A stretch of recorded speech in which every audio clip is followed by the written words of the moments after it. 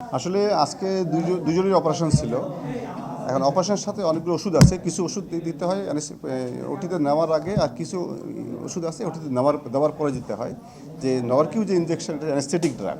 এটা হবে কি, যখন অ্যানেস্থেশিয়া দিবে তখন কিন্তু তার নর্মাল যে রেসপিরেশন এটা কাজ করবে না, তখন মেশিনে কাজ করবে। কিন্তু এরা এখানে আগে দিয়ে ফেলছে, যার ফলে রুগীরা মারা গেছে। এবং এটা একটা আমরা যেটা মেডিকেল ভাষায় বলি প্রফেশনাল নেগলিজেন্স এটা, এবং এটা অবশ্যই একটা শাস্তিযোগ্য অপরাধ। আমি দুটো বিষয় আছে। আমার দায়িত্ব হচ্ছে এটা ডিপার্টমেন্টাল ওয়েতে যেভাবে মামলা করে সেটা অলরেডি আমি ডিজি হেলথে কথা বলেছি, বিভিন্ন জায়গায় কথা বলেছি, এটা আমি করবো একটা। আর আমি ওদের যে রুগীর যারা আছে ওদেরকে বলেছি আপনারা একটা পুলিশ কেস করেন, কারণ এটা তো একটা তাদেরও একটা আছে, এবং যত ধরনের সহায়তা লাগে আমরা দিব। এখন তাদের ভুল হোক বা যাই হোক, একটা অপরাধ, এবং এটা যদি আমরা একটু শক্তভাবে ডিল না করি, এটা ভবিষ্যতে আবার একই পুনরাবৃত্তি হবে। এবং এটা কিন্তু বাংলাদেশে বা পৃথিবীতে নতুন না, আগে হয়েছে, ভবিষ্যতেও হবে। কিন্তু এটাকে আমাদেরকে শক্ত হতে হবে, যাতে সবাই সাবধান হয়। এখানে যত কথাই বলুক না কেন, এখানে অবশ্যই নেগলিজেন্সি আছে, খামখেয়ালিপনা আছে, কোনো সন্দেহ নাই। অন্যটা দেশে এইটা বলো মেরুদণ্ডে দেয় বলো অপারেশনের কালে, আজকের হ্যার অপারেশন, হে সুস্থ রোগী। কি রোগ ছিল? হ্যার কোনো সমস্যা নাই, আল্লাহর নাম লই। হ্যাঁ হে আটটে চললে আমার মার সাথে আমি এই 8 দিন আমার মার আমার একটা কিছু ধুয়ে দেওয়া লাগলো, আমার মাই ধুইছে সব করছে। আমার মায় সুস্থ, আমার মায় সকালে হিন উঠতে বইয়ে রয়েছে, আমি মার চুল আশ্রয় বেনি করে দিছি। এর মধ্যে সিস্টারের আইছে, আইয়া জিগে আপনার অপারেশন কয় হয়, এখন হেরা হনে নাই। পর আমার আম্মুর খামার দা, আমার আম্মু কয় আমি তো বলছি আপনারা তো শোনেন নাই। খাইয়ের পর আমার কয় ইঞ্জেকশন নামাই দেন, ইঞ্জেকশন নামাই দিছি। পর এইখানে যে কাল দেখে গেল আমার আম্মু কয় আমি ব্যথা পাই। কয় আপনি বুড়ো মানুষ, আপনি ব্যথা পান, একটু বাচ্চা বুড়ো গাড়ায় কোনো কুচুল করে না, আর আপনি কুচুল করে না, মহিলা এরকম করেন কি লিখবে, আজকের আপনার অপারেশন ইঞ্জেকশন দেওয়া লাগবে না।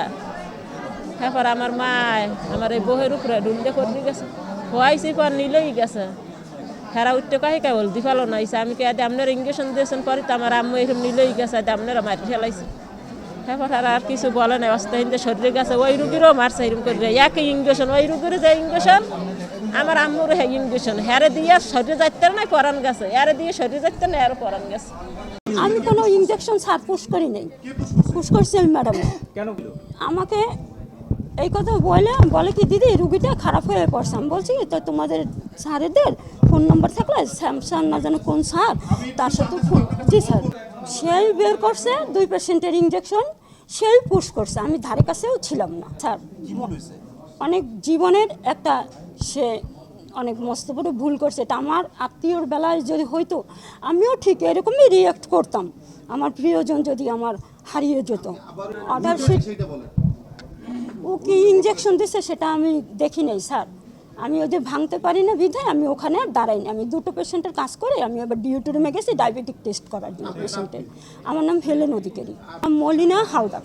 ওই যে দিদি রেডি করে আমার হাতে দিয়েছে, আমরা তো সবসময় অমিপ্রাজল সেফটি একজন আর রুলাক এই 3টে ইঞ্জেকশন দেই রুগীর ওটির ক্ষেত্রে। আপনি প্যাকেট ভেঙে দিয়েছেন, দেখেন না যে কোনটা দিয়েছেন? প্যাকেট তো দিদি রেডি করে দিছে, আমি তো আবার ওই রুগী ডাকে ওই মেট্রো পায়, আবার ইয়া পায়, মেরোপেনাম পায়, সবই দিদি রেডি করে দিয়েছে, আমি দিয়েছি। আমি তো আর ও ক্ষেত্রে ওটা ইয়া করতে পারি না।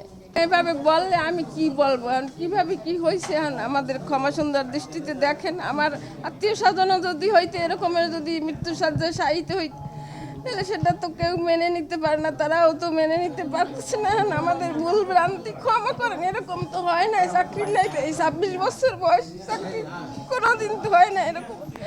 রাত্রে 2টায় রুগী আসছে, সেই রুগীটাও আমি ম্যানেজ করছি। যেটা প্রয়োজন ছিল আপনার ভেইনে করার, মাংসপেশিতে করার, সেটা পুশ করছে ভেইনে, এবং এটা অ্যানেস্থেশিয়ার কাজে ব্যবহৃত হয় আমি যতটুকু জানি। সেটা সম্পূর্ণরূপে ওটিতে একজন অ্যানেস্থেশিয়া বিশেষজ্ঞ ডক্টরই পুশ করতে পারে, কিন্তু একজন সাধারণ নার্স এসে এটা পুশ করে ক্যানুলার মাধ্যমে ভেইনে। আর উনি যতটুকু বলছে ওনার ধারণা ছিল এটা অ্যান্টিবায়োটিক। পরবর্তীতে উনি আর কি অস্বীকার যায় যে উনি এটা পুশই করে নাই। কিন্তু আমরা এখানকার ওয়ার্ডে যারা ছিলাম প্রত্যক্ষদর্শী, তারা সবাই দেখেছি ওটা নরকিউ ছিল, NORQ। এটা সম্পূর্ণরূপে অ্যানেস্থেশিয়ার কাজে ব্যবহৃত হয়। এটা পুশ করে 2 মিনিট পরে ওটা পুশ করে, সর্বোচ্চ 4-5 মিনিটের মধ্যে 2টাই পুশ করে। 2টা রুগী ঢলে পড়ে যায়, নিজের নিকটস্থ যারা ছিল পাশে তারা রিসিভ করে। আপনারা যারা আছেন ওয়ার্ডে আপনারা আতঙ্কিত কিনা, পাশাপাশি আপনারা কি যাবেন? আতঙ্কিত না, শুধুমাত্র আমরা এখন সম্পূর্ণরূপে টেনশনে পড়ে গেছি। পাশে আরেকজন আছে, উনিও ওই একই রোগী, একই সময়ে আর কি ওটিতে নেওয়ার কথা ছিল। উনি পরবর্তীতে আর কি নাখোশ জানায়, যে বলে যে আমি এখন মানসিকভাবে প্রিপেয়ার্ড না, আমি আমার মাকে এখন অপারেশন করতে দিব না। আপনাদের দাবি কি? আমাদের দাবি, যেহেতু ওই নার্স যাকে আমরা সেবিকা নামে চিনি, যার কাজ হচ্ছে সেবা করা, সেবার বিপরীতে গিয়ে সে তার দায়িত্বের অবহেলা করে, যেহেতু একটা ভুল ইনজেকশন পুশ করছে, তাও একবার না পরপর 2 বার, সেক্ষেত্রে তার যে বিষয়টা সেটি খতিয়ে দেখা উচিত। দেন হচ্ছে এই হসপিটালের ম্যাক্সিমাম নার্সের বিহেভিয়ার অত্যন্ত খারাপ, শুধুমাত্র ডক্টর যারা রয়েছে তাদের ব্যবহার একটু কোঅপারেটিভ আছে আলহামদুলিল্লাহ, বাকিরা দায়িত্বের ক্ষেত্রে অনেক অবহেলা করে। দেন হচ্ছে রোগীরা খুব খারাপভাবে ইয়ে করে। আপনি বলেন যে আপনার দাবিটা কি, যে শাস্তি চান নাকি চান? এখানে দাবি আর শাস্তির কিছু নাই, আপনি নিজেও বোঝেন যে এখানে কি প্রয়োজন। একটা মানুষ 2টা লোককে মেরে ফেলছে ভুল চিকিৎসার মাধ্যমে, এখন কি হওয়া উচিত সেটা আপনারা এবং থাইরয়েডের পেশেন্ট ছিল, তা ওনারে ভর্তি করছে অনেক দিন হয়ে গেছে। তা আজকে সকালে তার অপারেশন ছিল না, সিস্টার গেছে নাকি ইঞ্জেকশন দিতে, তো ইঞ্জেকশন উনি যে অত দ্রুত দেয়, রুগী তো আমাদের সুস্থ, রুগী বলতেছে এত তাড়াতাড়ি দেন কা, আস্তে আস্তে দেন, কিন্তু হয়ে অনেক তাড়াতাড়ি করে দিয়ে গেছে।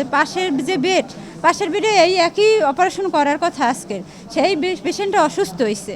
তার তো 2 ঘন্টা অপেক্ষা করা উচিত ছিল, যে না এই ইঞ্জেকশনটা আরে দিছি, তাই 2 ঘন্টা অপেক্ষা করি, তারপর নয় আমরা ওই রুগীটারে দিই, কিন্তু অপেক্ষা করে নাই, সাথে সাথে ওই আমাকে রুগী মারাই গেছে, সাথে সাথেই মারা গেছে, মুখ দিয়ে রক্তফেনা বাইরে সাথে সাথেই মারা গেছে। ওই রুগীটা তো একটু সময় নিয়েছে, কিন্তু আমাকে রুগী সময় নেয় নাই।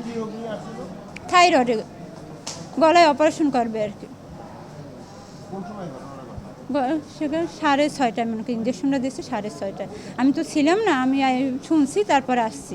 আমি চাচ্ছি যে মুসলিম হিসেবে সে তো আমার একজন মা, তো আমি বিচার চাই, আর কিছু না। কারণ এখন আমার সাথে হয়নি, আগামীতে যে আমার সাথে হবে এমনটাও তো না। হ্যাঁ, আমি চাই যে ভালো কিছু, সে যে একজন সেবিকা এইটা আমার আসলে মনে হয় না, প্রতিটা সেবিকাকেই আমার মনে হয় না যে সে একজন সেবিকা।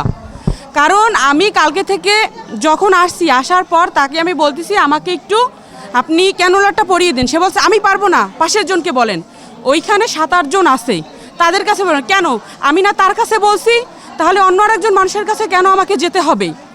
আমি চাচ্ছি ওনাদের শুধু না, পাশাপাশি যারা আছে প্রত্যেকের আমরা বিচার চাই, আমরা আসলে বিচার চাই, কারণ দেশ আমাদের পরিবর্তন করতে হবে, ইনসাফের পক্ষে না হলে তো আমাদের হবে না।